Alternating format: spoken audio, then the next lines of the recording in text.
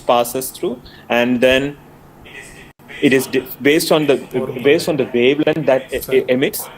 For instance, the RFP has a specific wavelength, and it's detected by the machine, and it shows you, okay, of the 100 million cells that you have, CD8 T cells. So you can specifically focus on that cells, and you can do downstream analysis, right? So I'm going to talk about the viral system model system called as LCMV, which we focus in our lab to study both functional T cell memory and T cell exhaustion. So LCMV is lymphocytic choriomeningitis virus. It belongs to RNA viridae family. The most interesting, let's just, for the purposes of time, let's just focus on two strains, right? Armstrong is a virus strain, LCMV strain, which causes acute infection, and it's cleared efficiently, and you have very good T cell memory, and that's an example for optimal immune response. And there's another strain called as clone 13, where the infection never clears. So there are models of clone 13 where the mouse, these are all mice models, okay? The mouse stays infected for its life. And that's because of T cell exhaustion. The T cells are exhausted. And we'll get into it later. So the chronic infection model is the clone 13 model, and it has T cell exhaustion. Armstrong model has very good and T cell memory. So during Armstrong infection, this is time post-infection, and there is an expansion of T cells, specific T cell. And by day 8 to day 10, virus is cleared, and your T cells are expanding here. Around day 8 is the peak of the T cell response. You see millions of LCMV specific T cells here. Then the cells die. It's a subset of this antigen. A subset of these cells persist, and then they have a recall response. So this is a model. So you infect mice with primary mice with LCMV Armstrong infection. After 8 days, we do a primary analysis, and you see beautiful immune response. And by the time the infection is cleared, also, and you wait for the memory is established in a month, a couple of months. But what I'm going to show you here is mice which, after 6 to 8 months, this is a long time for a mouse. A mouse doesn't live for more than 2 years. So 6 to 8 months is a long time. After infection, about 6 to 8 months later, you challenge this mouse and then see what happens. You look at the recall response, right? The immune response, the immune memory. That's what happens in, for instance, chicken pox. So let's see what happens. So these are gated on CD8 T cells. And there is another very important thing. There's something called as tetramer staining. This is tetramer staining. And this is CD44. CD44 is an activation molecule on CD8. So what is tetramer? Tetramer, if you remember, I was talking about a peptide which the antigen presenting cell has presented, and the T cell receptor has identified that. So over the last 15 to 20 years or so, people have screened a vast majority of bacteria and virus, and they have identified specific TCRs, T cell receptor, which responds to specific virus or bacteria. For instance, we even have COVID. COVID is started in January, in US in February probably. And we already have, a couple of months back, in March, end of March, April, we had developed the tetramer. And so this is very important because you want to know which are the cells responding to COVID or LCMV in this case, and to see how this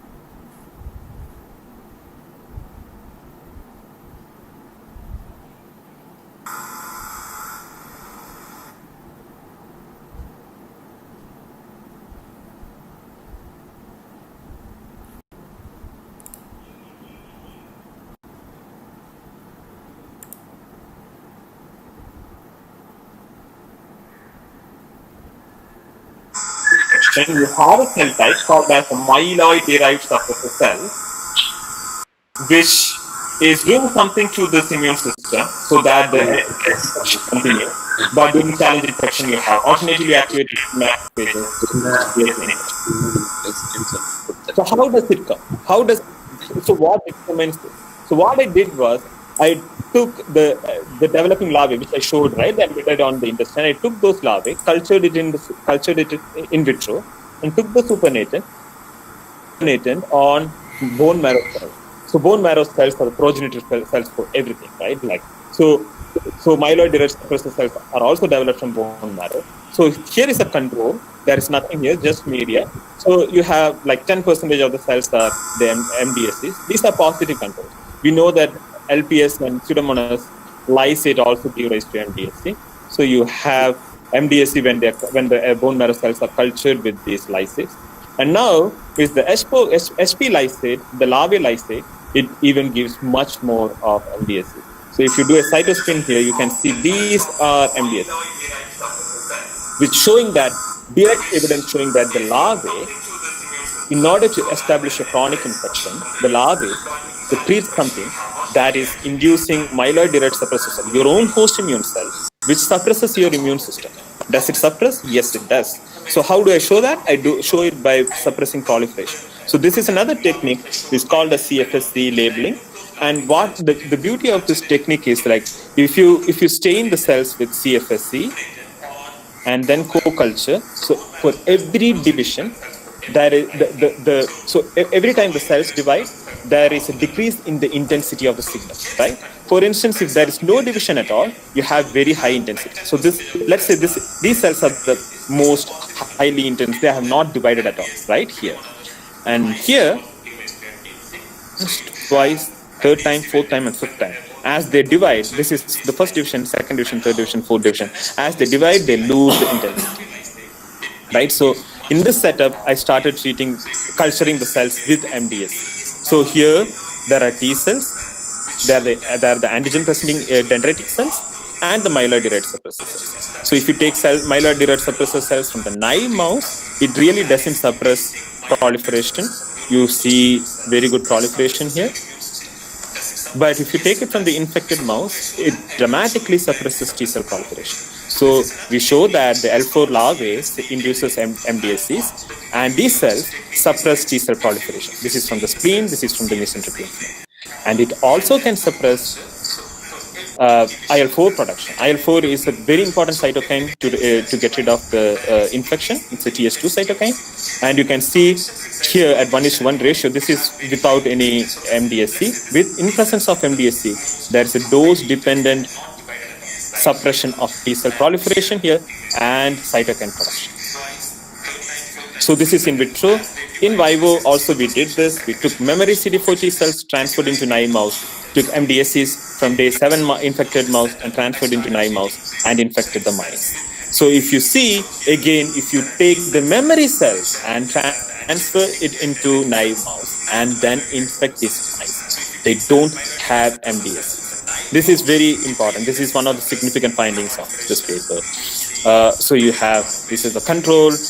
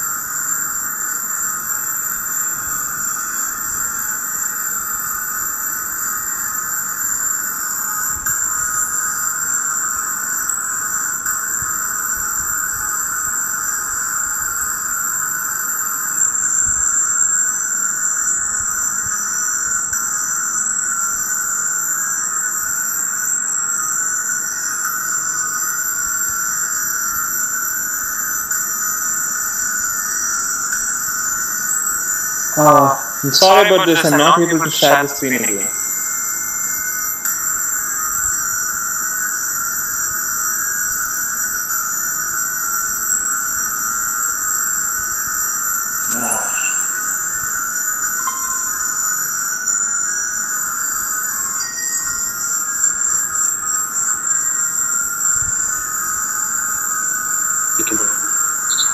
Can you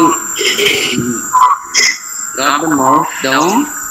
Here, போயிட்டு I go to the presentation now, and then I'm trying to share the end screen.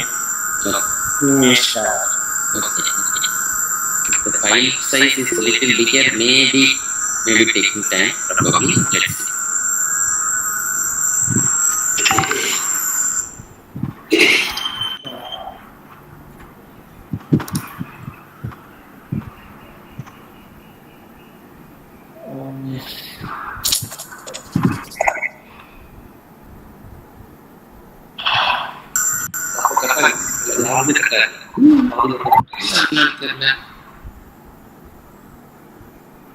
see.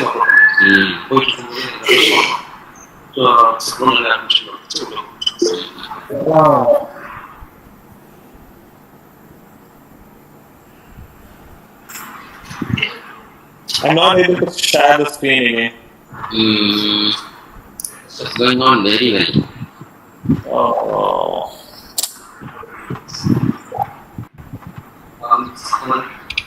Was it a similar problem which we had in the beginning? Yeah, similar problem which I had in the beginning.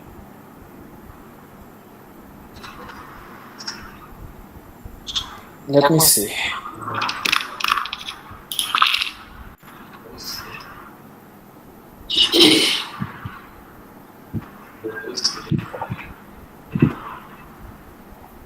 For some reason, it's not showing my presentation to share. Will it be good if we are logging in again? I will try to log in again. Disconnect and reconnect.